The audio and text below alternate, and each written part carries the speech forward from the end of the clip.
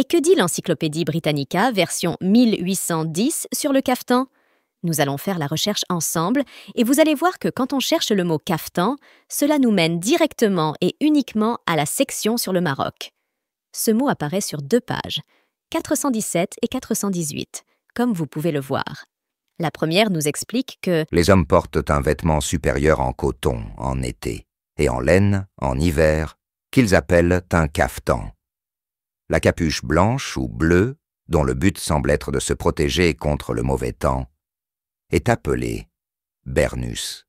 Sur la 2e page, on peut lire que les femmes, lorsqu'elles s'habillent, portent une ample et fine chemise en lin, brodée d'or sur la poitrine, un riche caftan en tissu, en laine ou en velours, travaillé en or, et 1 ou 2 voiles de gaze, striés d'or et de soie, autour de la tête, attachés derrière, de manière à ce que les franges, mélangées à leurs mèches, descendent jusqu'à la taille.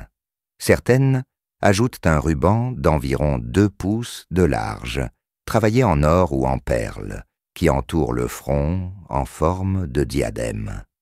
Leur caftan est attaché à la taille par une ceinture de velours cramoisi, brodée d'or, avec une boucle en or ou en argent, ou bien une ceinture en tissu brodé, fabriquée à Fès.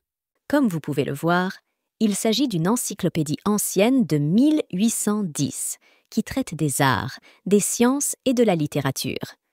Les versions récentes contiennent de nombreux changements, notamment dus au commerce et à l'évolution des connaissances, mais l'origine reste une origine. À la prochaine, mes sucres d'orge.